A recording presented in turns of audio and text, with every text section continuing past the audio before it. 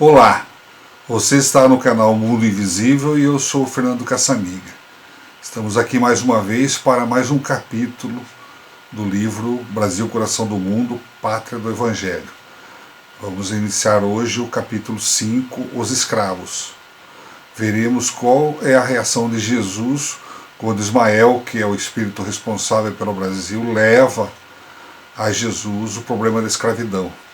Vamos ver qual a sua reação, quais as medidas que Jesus toma com relação a Portugal e com relação ao Brasil. Isso é muito importante, isso foi um karma para os dois países. Assistam. Se você está gostando das atrações do nosso canal no YouTube, se inscreva. Só clicar aqui abaixo, aqui embaixo, vai ter um lugar escrito inscreva-se. Clica ali, não paga nada, não custa nada, e você já vai estar inscrito. E vai aparecer um sininho para que você receba um aviso de cada vídeo que a gente lançar, vem um avisinho para você, se você quer assistir ou não. Sempre no YouTube, claro. Tá? Então clique, inscreva-se, depois sininho, e se você gostou de algum vídeo nosso, põe curtir. Eu lembro que a intenção do nosso canal não é fazer com que você mude de religião, nem atacar religião nenhuma, e sim mostrar conhecimento. O conhecimento sempre agrega nas pessoas, tá? Independente da sua crença ou não.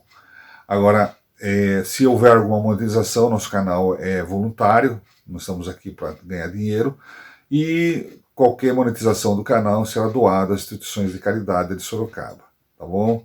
Então, muito obrigado e espero que continue no nosso canal.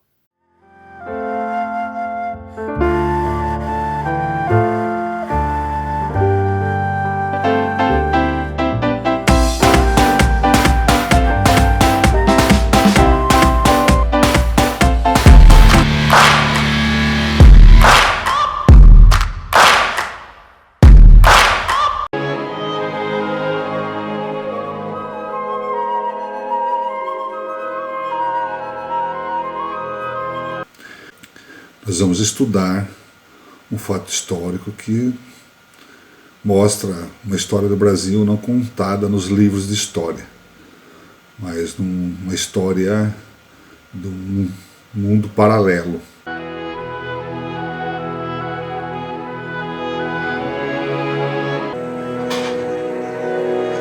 Certo dia preparava-se numa das esferas superiores do infinito o encontro de Ismael com aquele que será sempre caminho, verdade e vida. Por toda parte abriam-se flores evanescentes, oriundas de um solo de radiosas neblinas. Luzes policrômicas enfeitavam todas as paisagens celestes que se perdiam na incomensurável extensão dos espaços felizes. Rodeado dos seres santificados e venturosos que constituem a corte luminosa de seus mensageiros abnegados, recebeu o Senhor com a sua complacência o emissário dileto do seu amor nas terras do cruzeiro. Ismael, porém, não trazia no coração o sinal da alegria. Seus traços fisionômicos deixavam mesmo transparecer angelical amargura. Exclamava ao Senhor que sentia dificuldades para fazer prevalecer seus desígnios nos territórios onde pairavam suas bênçãos dulcificantes.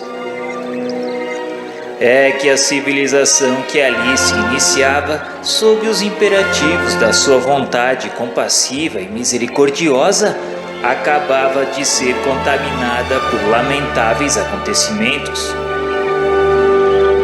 Os donatários dos imensos latifúndios de Santa Cruz fizeram-se à vela, escravizando negros indefesos de Luanda, da Guiné e de Angola. Infelizmente, os pobres cativos, miseráveis e desditosos chegavam à pátria do Evangelho do Senhor como se fossem animais bravios e selvagens, sem coração e sem consciência. O emissário, porém, não conseguiu continuar. Soluços divinos lhe rebentaram no peito opresso, evocando tão amargas lembranças. O divino mestre, porém, cingindo-o ao seu coração augusto e magnânimo, explicou brandamente: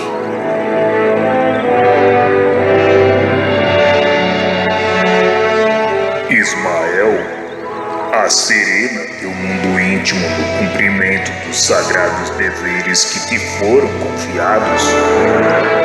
Bem sabes que os homens têm a sua responsabilidade pessoal nos feitos que realizam em suas existências isoladas e coletivas.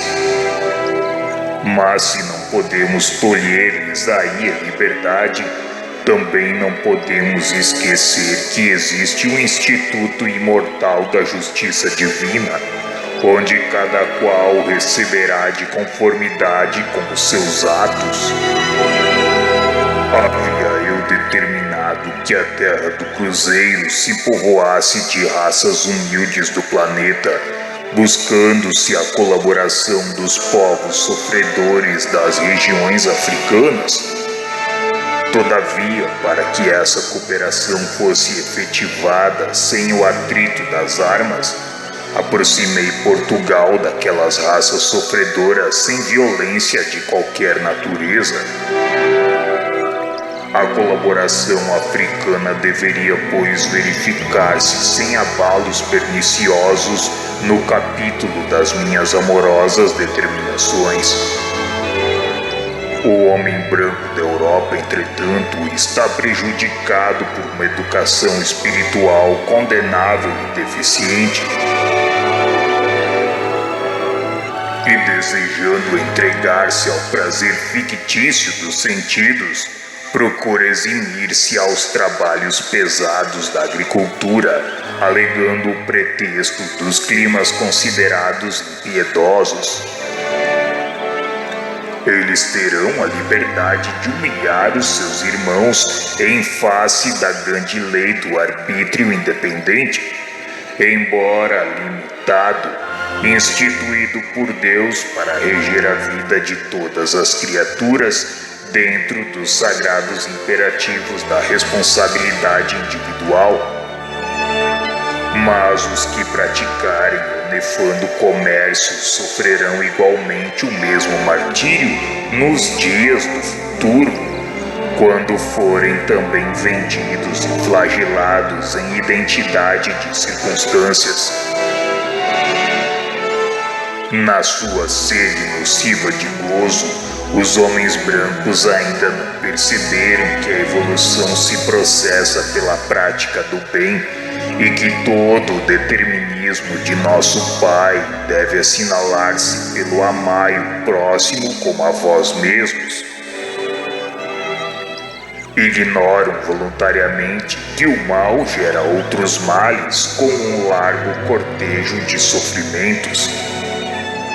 Contudo, através dessas linhas tortuosas impostas pela vontade livre das criaturas humanas, operarei com a minha misericórdia. Colocarei a minha luz sob essas sombras, amenizando tão dolorosas crueldades. Prossegue com as tuas renúncias em favor do Evangelho e confia na vitória da providência divina.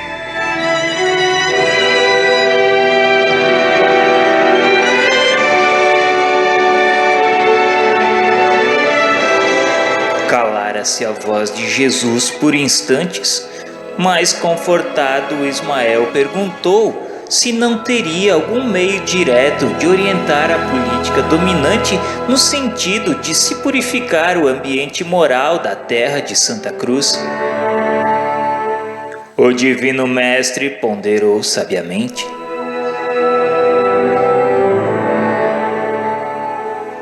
Não nos compete cercear os atos e intenções dos nossos semelhantes, e sim cuidar intensamente de nós mesmos, considerando que cada um será justiçado na pauta de suas próprias obras.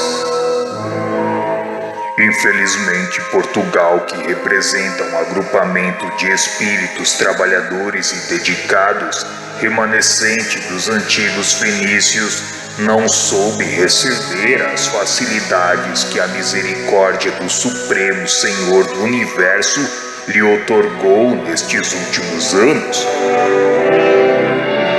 Até aos meus ouvidos têm chegado as súplicas dolorosas das raças flageladas por sua prepotência e desmensuradas ambições. Na velha península já não existe o povo mais pobre e o mais laborioso da Europa.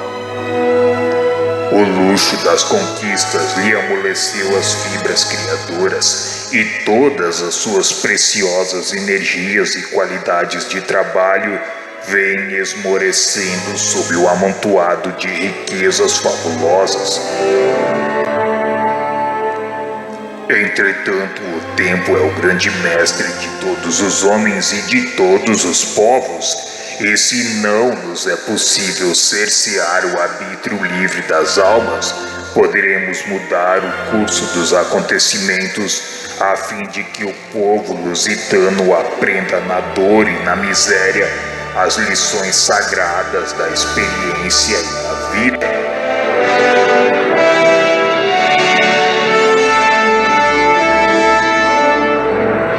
Ismael retornou à luta cheio de fervorosa coragem, e os acontecimentos foram modificados. Os donatários cruéis sofreram os mais tristes reveses no solo do Brasil. Os tupinambás e os tupiniquins que se localizavam na Bahia e haviam recebido Cabral com as melhores expressões de fraternidade, reagiram contra os colonizadores, transformados para eles em desalmados verdugos. Lutas cruentas desencadearam contra os brancos que lhes depravavam os costumes. A luxuosa expedição de João de Barros, que se destinava ao Maranhão, mas que saíra de Lisboa com instruções secretas para conquistar o ouro dos Incas no Peru, dispersou-se no mar, sofrendo seus componentes infinitos martírios e resgatando com elevados tributos de sofrimento as suas criminosas intenções na condenável aventura. Os tesouros das Índias levaram o povo português à decadência e à miséria pela disseminação dos artifícios do luxo e pelas campanhas abomináveis da conquista, cheia de crueldade e de sangue. A sede de ouro acarretava o abandono de todos os campos. A casa de Avis, cujo reinado se iniciou o tráfico hediondo dos homens livres, desapareceu para sempre depois de sucessivos desastres. Após a derrota de Dom Sebastião em Alcácer Quibir, o trono caiu nas mãos do cardeal Dom Henrique. E em 1580, Portugal exânime entrega-se ao domínio da Espanha, acentuando-se a sua decadência com Felipe II, o mais fanático e o mais cruel de todos os príncipes da Europa do século XVI. Na formação da pátria do Evangelho, o homem branco alterara os fatores com as suas taras estratificadas e com a sua vontade independente. Jesus, no entanto, alterou os acontecimentos com o seu poder magnânimo e misericordioso. Os filhos da África foram humilhados e abatidos no solo onde floresciam as suas bênçãos renovadoras e santificantes. O Senhor, porém, lhe sustentou o coração oprimido, iluminando o calvário dos seus indizíveis padecimentos com a lâmpada suave do seu inesgotável amor. Através das linhas tortuosas dos homens, realizou Jesus os seus grandes e benditos objetivos, porque os negros das costas africanas foram uma das pedras angulares do monumento evangélico do coração do mundo. Sobre os seus ombros flagelados carrearam-se quase todos os elementos materiais para a organização física do Brasil. E do manancial de humildade de seus corações resignados e tristes nasceram lições comovedoras, imunizando todos os espíritos contra os excessos do imperialismo e do orgulho injustificáveis das outras nações do planeta. Dotando-se a alma brasileira dos mais belos sentimentos de fraternidade, de ternura e de perdão.